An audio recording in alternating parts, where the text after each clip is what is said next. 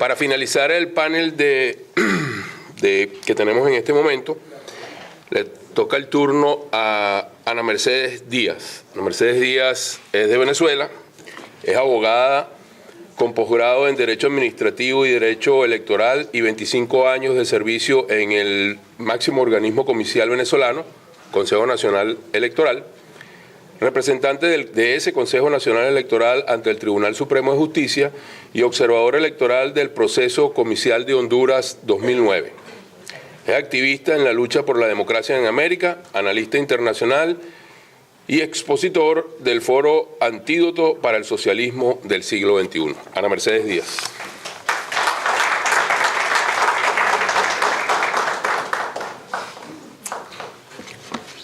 Buenos días. Antes que nada, le doy las gracias a Dios por permitirme estar hoy con ustedes, a los organizadores de este evento por haberme invitado y a ustedes por estar aquí compartiendo en el día de hoy nuestros humildes criterios. Que una persona que tiene casi 30 años dedicada a la materia electoral pida hablar del rescate de la soberanía suena un poco raro. Y es verdad.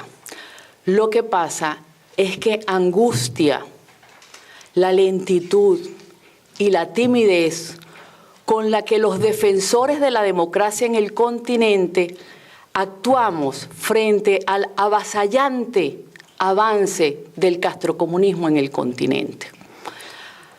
En nosotros, en nuestra actitud pasiva, omisiva, ha encontrado el castrocomunismo uno de sus mejores aliados. Nuestra falta de pronunciamiento, nuestra falta de firmeza, nuestra falta de claridad en los conceptos ha hecho muchísimo daño a la democracia en el continente.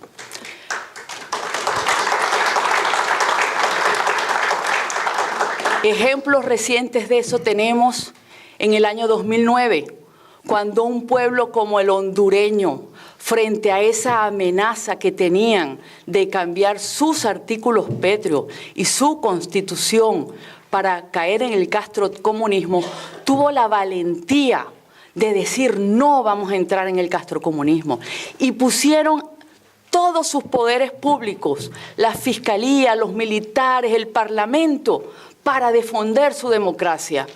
¿Qué pasó? Fueron acusados de golpistas. Todavía el presidente Roberto Micheletti no puede entrar a Estados Unidos porque tiene una acusación de golpista.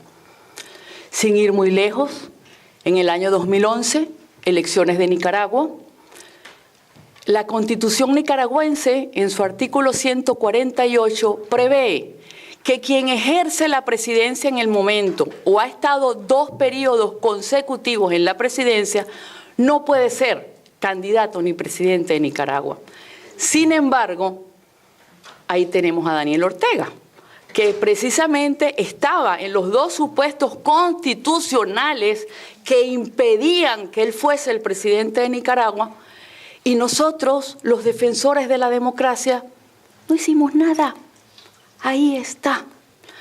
Entonces, cuando una persona como yo, que tiene tantos años hablando de elecciones y defendiendo los procesos electorales, pide hablar del rescate de la democracia, es porque la fase siguiente a los fraudes electorales, a la pérdida de la democracia en los países, es la pérdida de la soberanía, que es donde estamos ahorita nosotros los venezolanos. Porque hoy por hoy podemos afirmar, sin miedo a equivocarnos, que la soberanía en Venezuela no existe y que está siendo ejercida por el castrocomunismo desde Cuba. Es muy triste, es muy doloroso, es muy vergonzoso decir que Venezuela ha perdido su soberanía. Pero como estamos hablando aquí de que tenemos que llamar las cosas por su nombre y tenemos que decir las verdades, esa es la triste realidad. Desde 1959, cuando Fidel Castro fue a Caracas, Venezuela, y dijo que se necesitaba de Venezuela para poder impulsar la revolución en el continente, ya él tenía claro para qué era que necesitaba a Venezuela.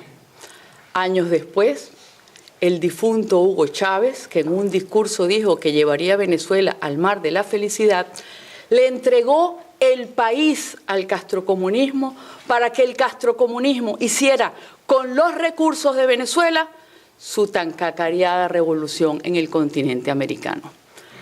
Nadie puede creer que un pueblo puede estar contento, puede estar feliz cuando sus recursos no son utilizados para su bienestar, sino para comprar conciencias en el exterior.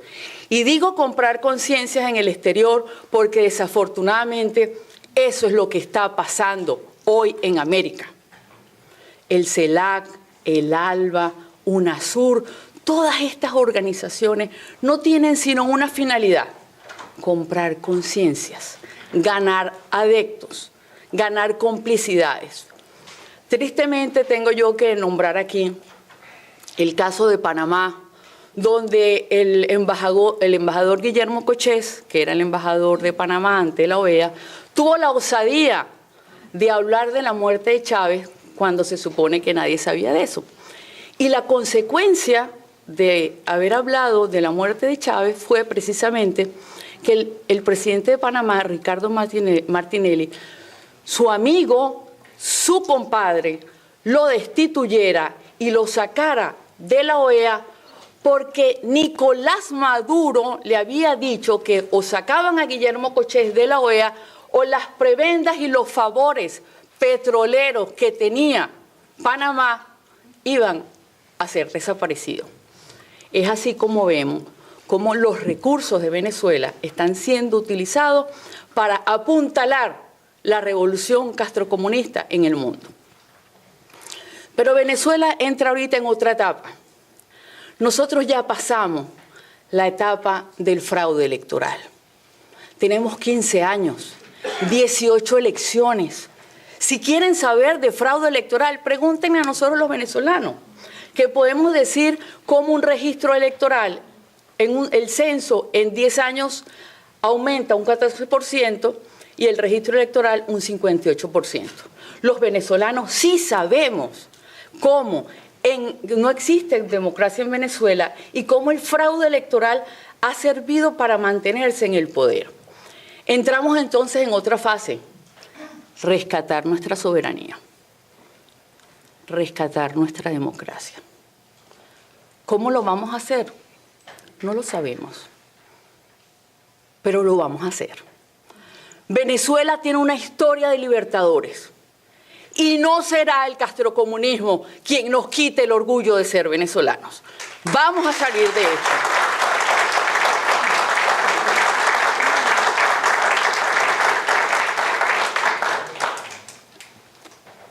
Vamos a salir de esto y para eso necesitamos de todos ustedes, de la comunidad internacional, del apoyo de todos los demócratas y de todas las personas que crean en la democracia como sistema de gobierno para un país. Muchas cosas sucederán en Venezuela y les aseguro que el ALBA, la CELAC y todas esas organizaciones castrocomunistas que hay alzarán su voz para condenar y para tratar de castigar a Venezuela. No tenemos ninguna duda de que vamos a decir que en la declaración que haga el CELAC, una vez que tenga su reunión la semana que viene, terminen diciendo que hablando de la paz, de la integración y de la soberanía. La paz, ese término que tan magistralmente han utilizado el castrismo, que hasta quienes lo siguen lo utilizan de una manera de aterrorizar a la gente, porque dicen, nosotros garantizamos la paz, sin nosotros no hay paz.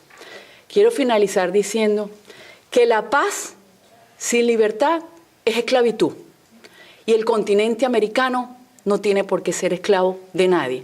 Muchas gracias.